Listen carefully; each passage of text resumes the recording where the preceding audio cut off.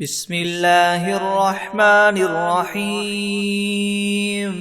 ياسين والقرآن الحكيم إنك لمن المرسلين على صراط مستقيم تنزيل العزيز الرحيم لتنذر قوما ما أنذر آباؤهم فهم غافلون لقد حق القول على أكثرهم فهم لا يؤمنون إنا جعلنا في أعناقهم مغلالا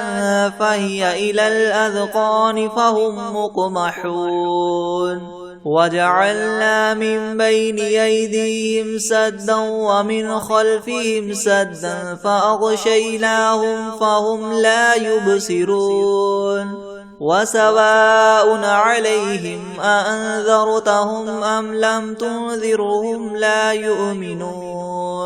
إنما تنذر من اتبع الذكر وخشي الرحمن بالغيب فبشره بمغفرة وأجر كريم إنا نحن نحيي الموتى ونكتب ما قدموا وآثارهم وكل شيء أحصيناه في إمام مبين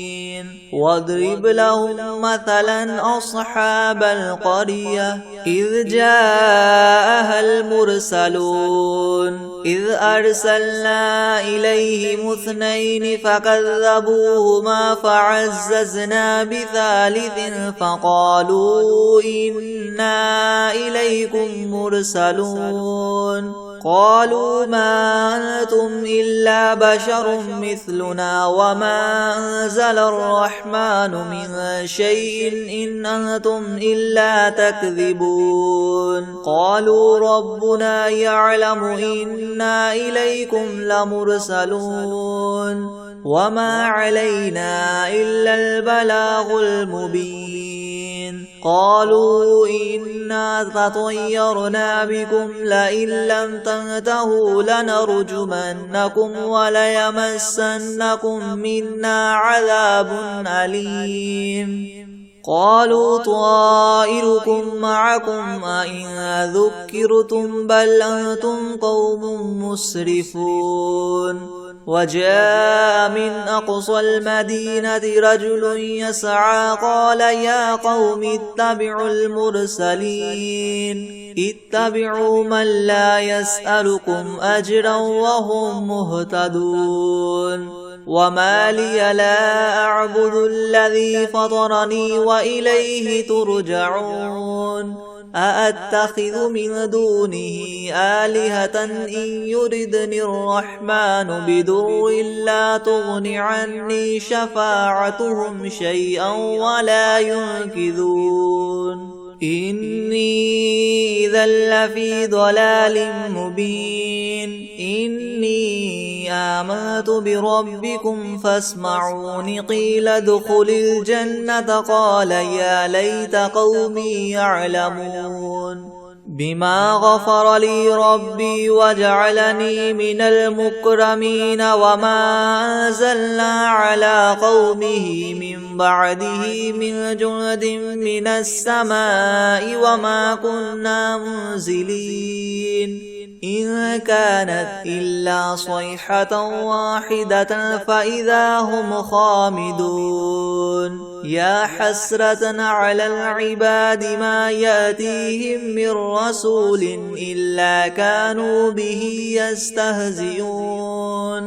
ألم يروا كم أهلكنا قبلهم من القرون أنهم إليهم لا يرجعون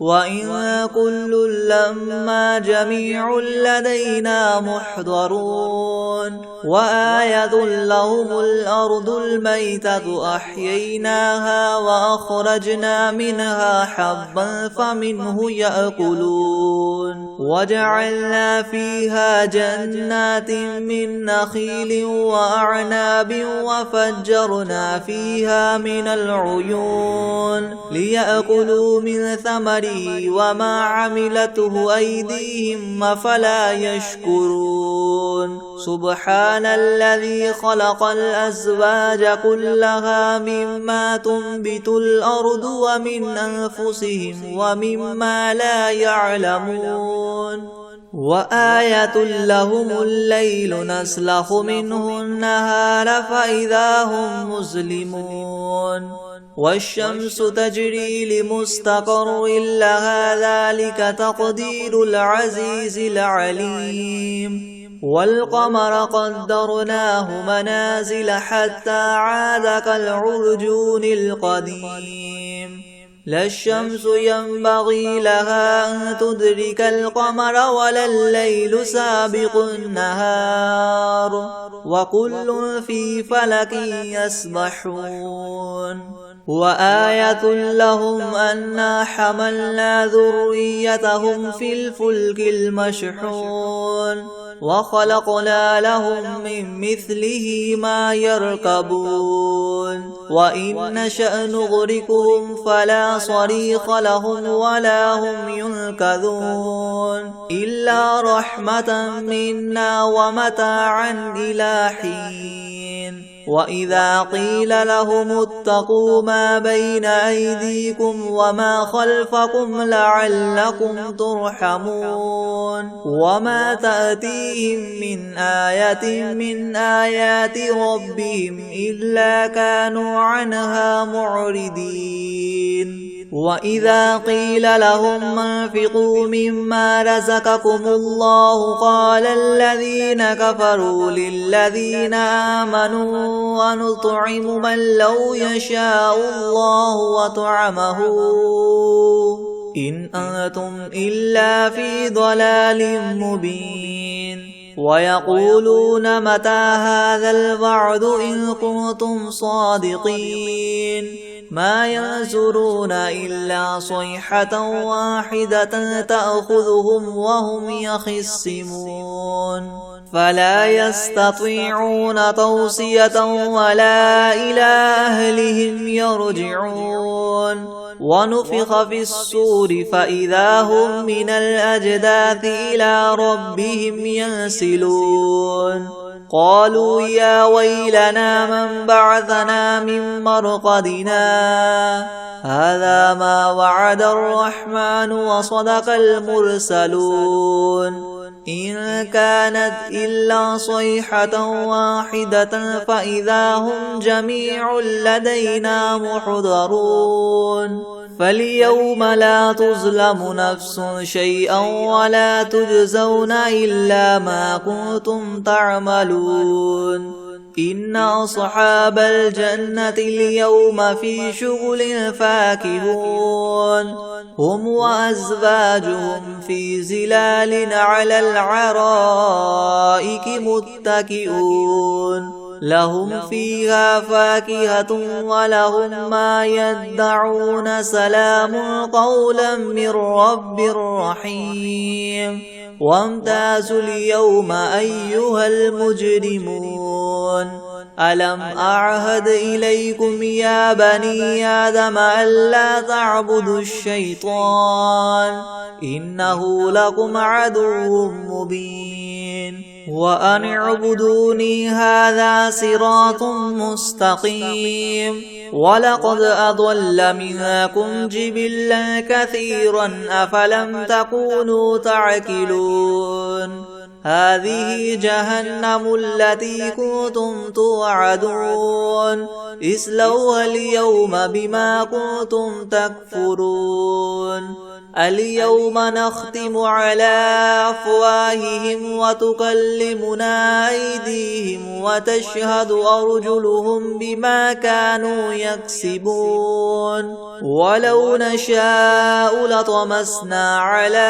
أعينهم فاستبقوا الصراط فأنى يبصرون ولو نشاء لمسخناهم على مكانتهم فما استطاعوا مضيا ولا يرجعون ومن نعمره ننكسه في الخلق أفلا يعقلون وما علمناه الشعر وما ينبغي له إن هو إلا ذكر وقرآن مبين لينذر من كان حيا ويحق القول على الكافرين أولم يروا أنا خلقنا لهم مما عملت أيدينا أنعاما فهم لها مالكون وذللناها لهم فمنها ركوبهم ومنها يأكلون ولهم فيها منافع ومشارب أفلا يشكرون واتخذوا من دون الله آلهة لعلهم ينصرون لا يستطيعون نصرهم وهم لهم جند محضرون فلا يحزنك قولهم إنا نعلم ما يسرون وما يعلنون أولم ير الإنسان أنا خلقناه من نطفة فإذا هو خصيم مبين وضرب لنا مثلا ونسي خلقه قال من يحيي العظام وهي رميم قل يحييها الذي ينشأها أول مرة وهو بكل خلق عليم الذي جعل لكم من الشجر الأخضر نارا فإذا أنتم منه توقدون أوليس الذي خلق السماوات والأرض بقادر على أن يخلق مثلهم بلى وهو الخلاق العليم إنما أمره إذا أراد شيئا أن يقول له كن فيكون فسبحان الذي بيده ملكوت كل شيء وإليه ترجعون بسم الله الرحمن الرحيم ياسين والقرآن الحكيم إنك لمن المرسلين على صراط مستقيم تنزيل العزيز الرحيم لتنذر قوما ما أنذر آباؤهم فهم غافلون لقد حق القول على أكثرهم فهم لا يؤمنون إنا جعلنا في أعناقهم مغلالا فهي إلى الأذقان فهم مقمحون وجعلنا من بين أيديهم سدا ومن خلفهم سدا فأغشيناهم فهم لا يبصرون وسواء عليهم أأنذرتهم أم لم تنذرهم لا يؤمنون إنما تنذر من اتبع الذكر وخشي الرحمن بالغيب فبشره بمغفرة وأجر كريم إنا نحن نحيي الموتى ونكتب ما قدموا وآثارهم وكل شيء أحصيناه في إمام مبين واضرب لهم مثلا أصحاب القرية إذ جاءها المرسلون إذ أرسلنا إليهم 2 فكذبوهما فعززنا بثالث فقالوا إنا إليكم مرسلون قالوا ما أنتم إلا بشر مثلنا وما أنزل الرحمن من شيء إن أنتم إلا تكذبون قالوا ربنا يعلم إنا إليكم لمرسلون وما علينا إلا البلاغ المبين قالوا إنا تطيرنا بكم لئن لم تنتهوا لنرجمنكم وليمسنكم منا عذاب أليم قالوا طائركم معكم أئن ذكرتم بل أنتم قوم مسرفون وجاء من أقصى المدينة رجل يسعى قال يا قوم اتبعوا المرسلين اتبعوا من لا يسألكم أجرا وهم مهتدون وما لي لا أعبد الذي فطرني وإليه ترجعون أأتخذ من دونه آلهة إن يردني الرحمن بدر لا تغن عني شفاعتهم شيئا ولا ينقذون إني إذا لفي ضلال مبين إني آمنت بربكم فاسمعون قيل ادخل الجنة قال يا ليت قومي يعلمون بما غفر لي ربي وجعلني من المكرمين وما أنزلنا على قومه من بعده من جند من السماء وما كنا منزلين إن كانت إلا صيحة واحدة فإذا هم خامدون يا حسرة على العباد ما يأتيهم من رسول إلا كانوا به يستهزئون ألم يروا كم أهلكنا قبلهم من القرون أنهم إليهم لا يرجعون وإن كل لما جميع لدينا محضرون وآية لهم الأرض الميتة أحييناها وأخرجنا منها حبا فمنه يأكلون وجعلنا فيها جنات من نخيل وأعناب وفجرنا فيها من العيون ليأكلوا من ثمره وما عملته أيديهم أفلا يشكرون سبحان الذي خلق الأزواج كلها مما تنبت الأرض ومن أنفسهم ومما لا يعلمون وآية لهم الليل نسلخ منه النهار فإذا هم مظلمون والشمس تجري لمستقر لها ذلك تقدير العزيز العليم والقمر قدرناه منازل حتى عاد كالعرجون القديم لا الشمس ينبغي لها أن تدرك القمر ولا الليل سابق النهار وكل في فلك يسبحون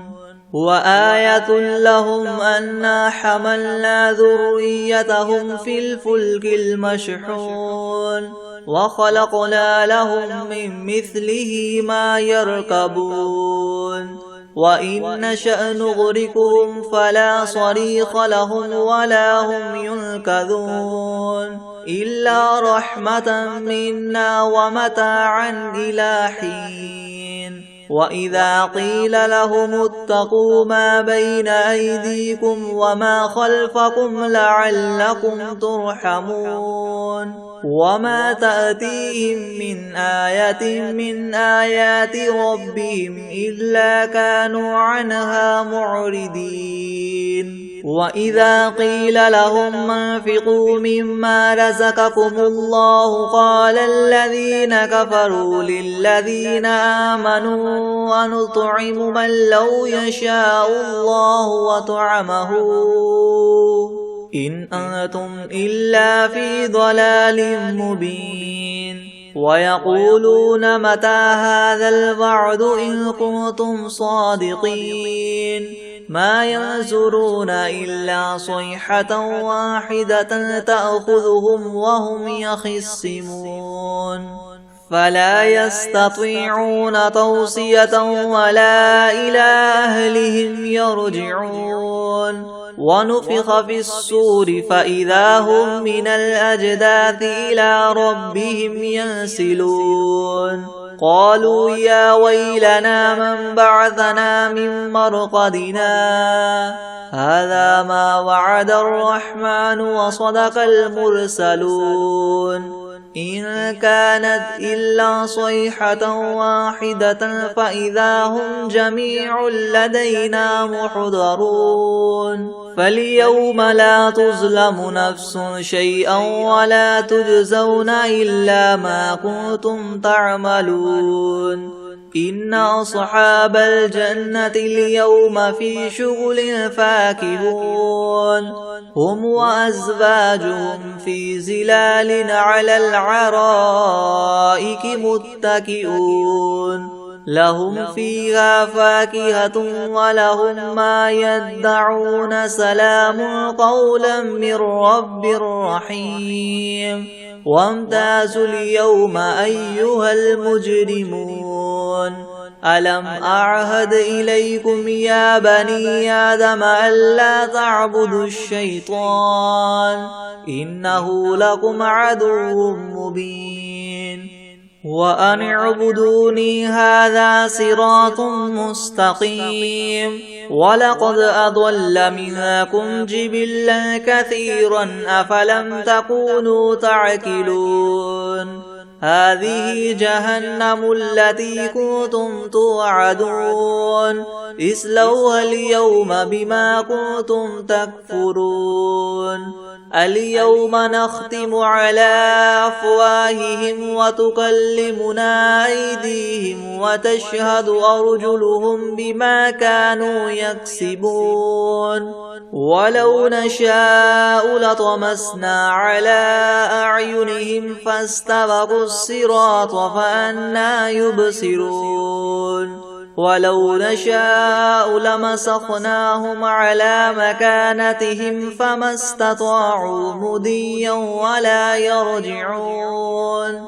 ومن نعمره ننكسه في الخلق أفلا يعقلون وما علمناه الشعر وما ينبغي له إن هو إلا ذكر وقرآن مبين لينذر من كان حيا ويحق القول على الكافرين أولم يروا أنا خلقنا لهم مما عملت أيدينا أنعاما فهم لها مالكون وذللناها لهم فمنها ركوبهم ومنها يأكلون ولهم فيها منافع ومشارب أفلا يشكرون واتخذوا من دون الله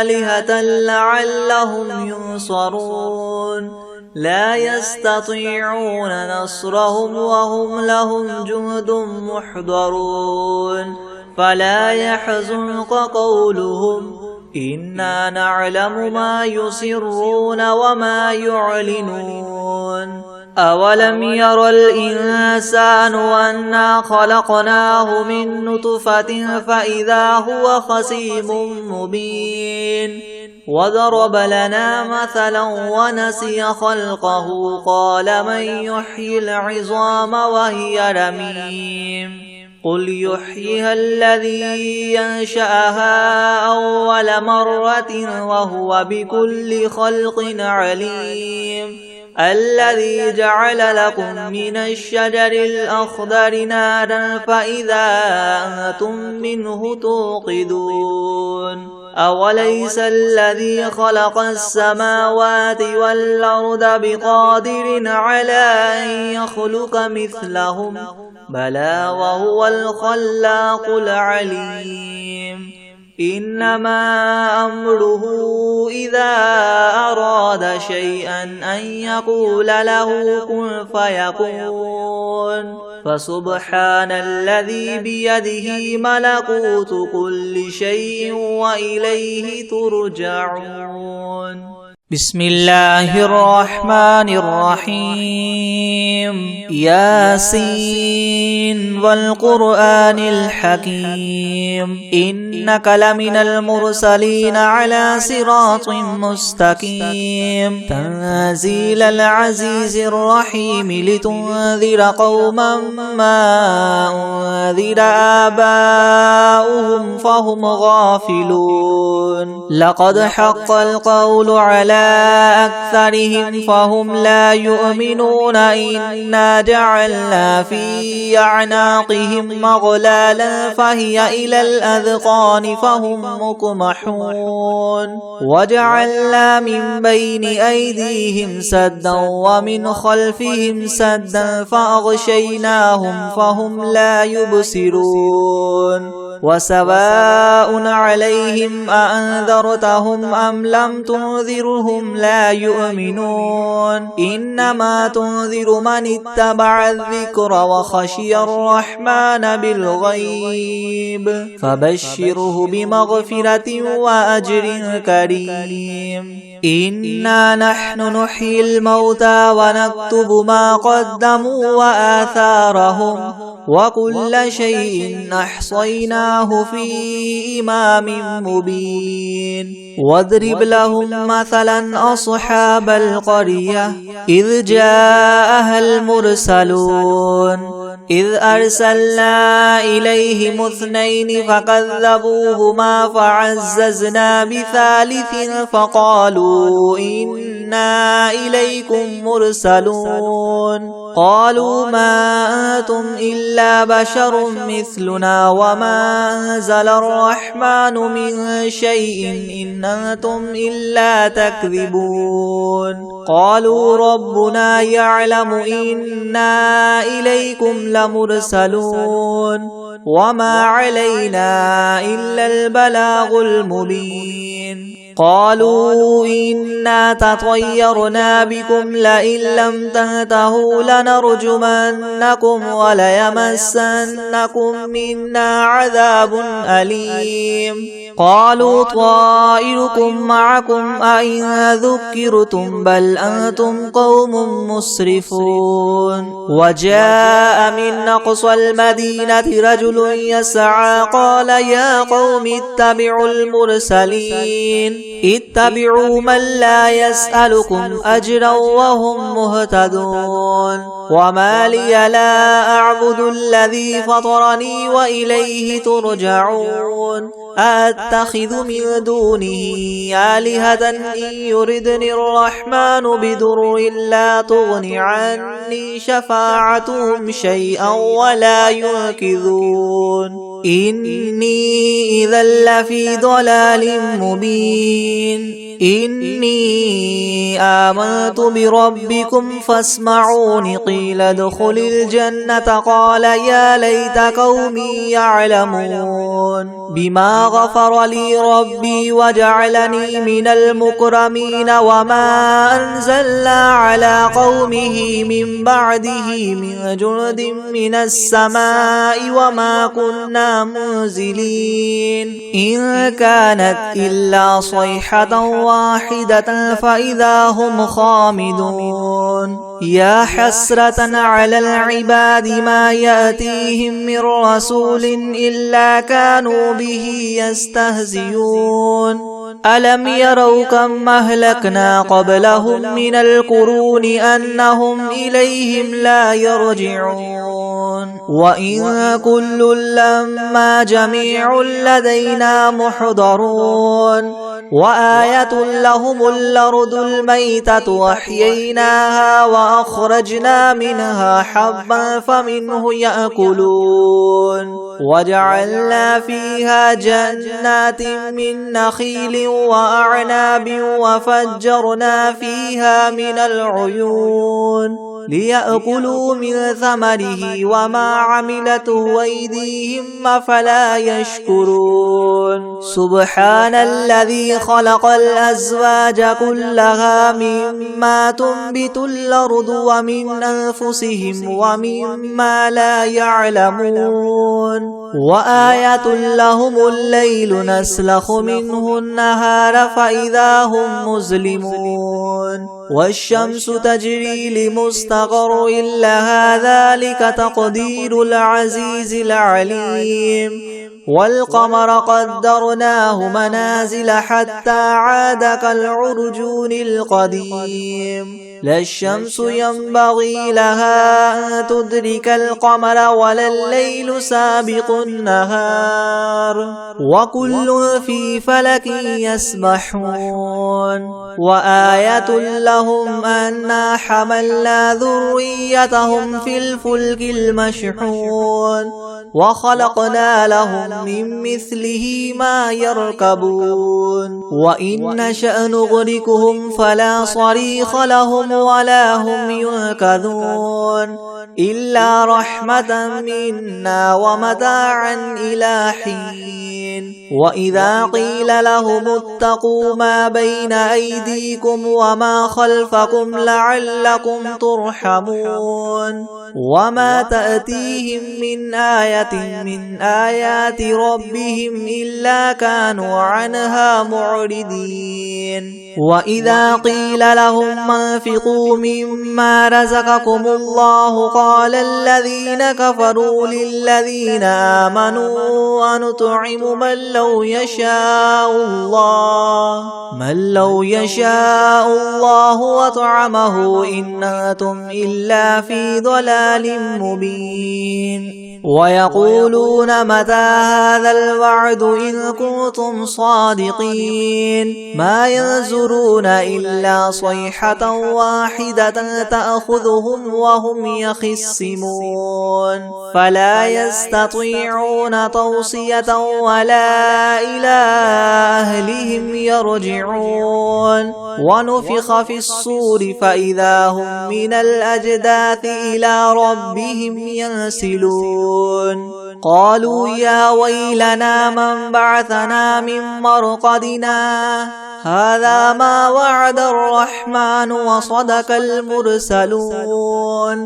إن كانت إلا صيحة واحدة فإذا هم جميع لدينا محضرون فاليوم لا تظلم نفس شيئا ولا تجزون إلا ما كنتم تعملون إن أصحاب الجنة اليوم في شغل فاكهون هم وأزواجهم في زلال على الأرائك متكئون لهم فيها فاكهة ولهم ما يدعون سلام قولا من رب رحيم وامتازوا اليوم أيها المجرمون ألم أعهد إليكم يا بني آدم ألا تعبدوا الشيطان إنه لكم عدو مبين وأن اعبدوني هذا صراط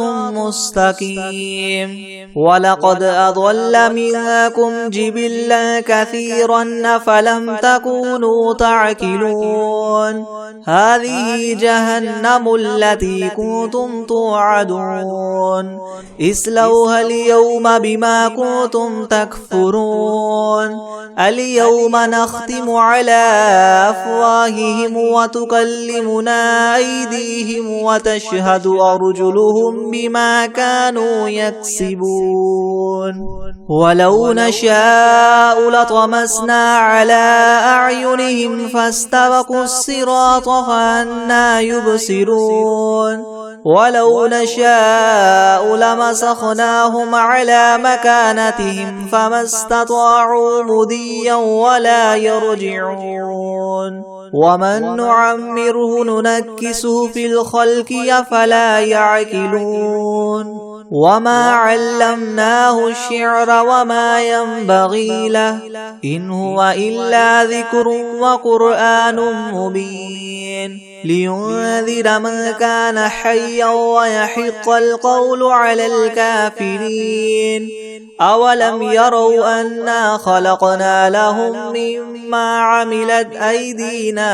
أنعاما فهم لها مالكون وذللناها لهم فمنها ركوبهم ومنها يأكلون ولهم فيها منافع ومشارب أفلا يشكرون واتخذوا من دون الله آلهة لعلهم ينصرون لا يستطيعون نصرهم وهم لهم جند محضرون فلا يحزنك قولهم إنا نعلم ما يسرون وما يعلنون أولم ير الإنسان أنا خلقناه من نطفة فإذا هو خصيم مبين وضرب لنا مثلا ونسي خلقه قال من يحيي العظام وهي رميم قل يحييها الذي ينشأها أول مرة وهو بكل خلق عليم الذي جعل لكم من الشجر الأخضر نارا فإذا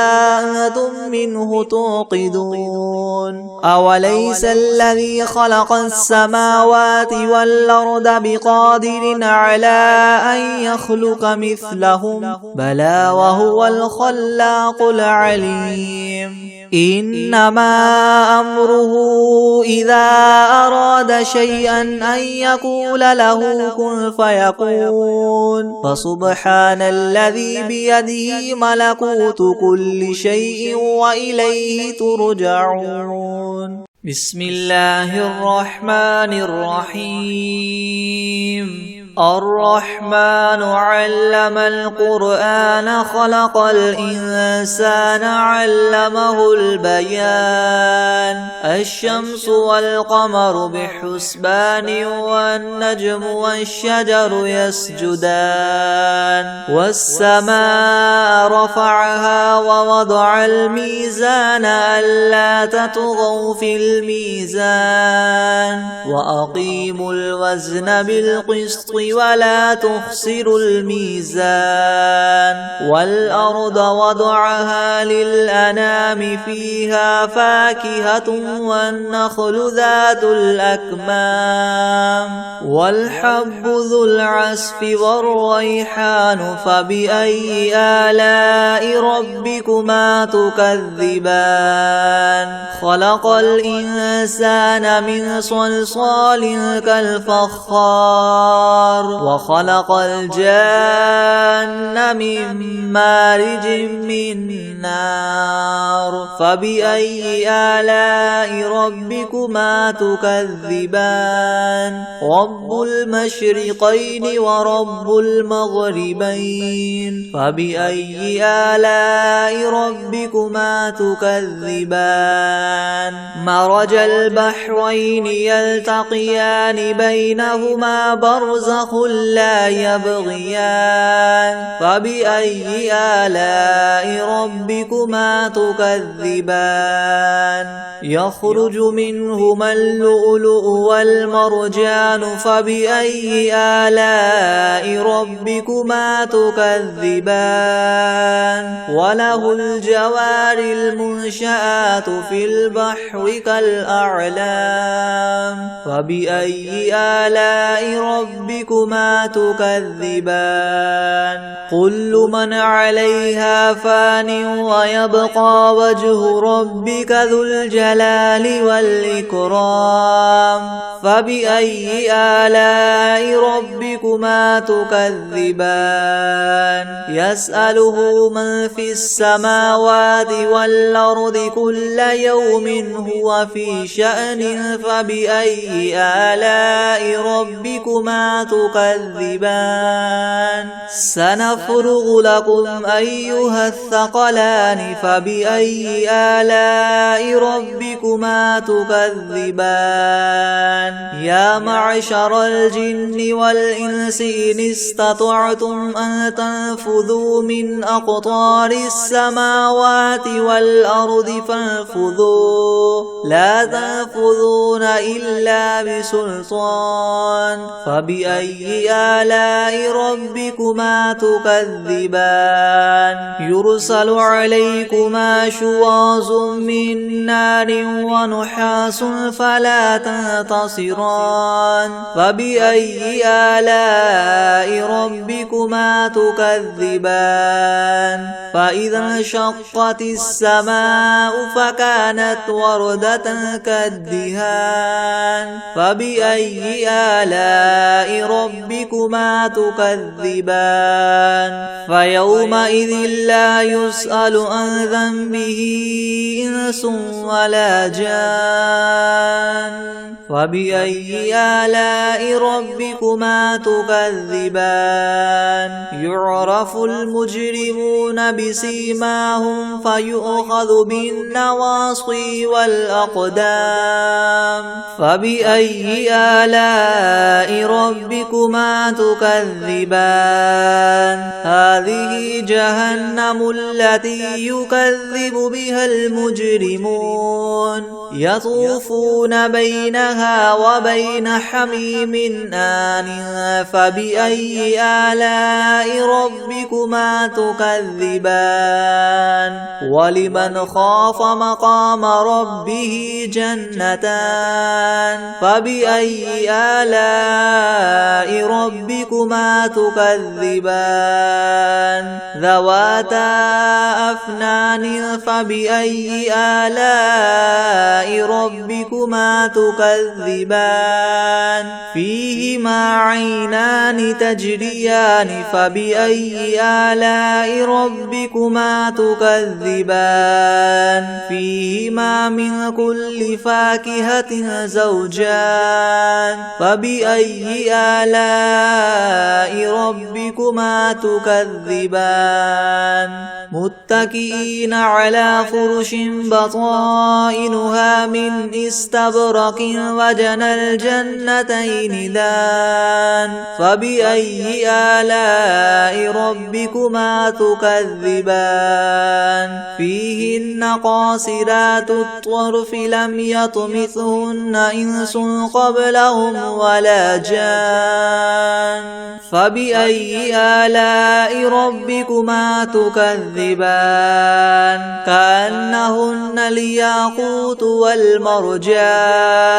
فبأي آلاء ربكما تكذبان هل جزاء الإحسان إلا الإحسان فبأي آلاء ربكما تكذبان ومن دونهما جنتان فبأي آلاء ربكما تكذبان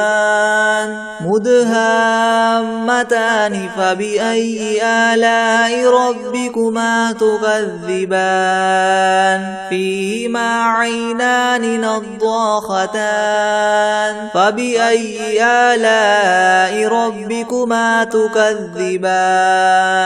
فيهما فاكهة ونخل ورمان فبأي آلاء ربكما تكذبان فيهن خيرات حسان فبأي آلاء ربكما تكذبان حور مقصورات في الخيام فبأي آلاء ربكما تكذبان لم يطمثهن إنس قبلهم ولا جان فبأي آلاء ربكما تكذبان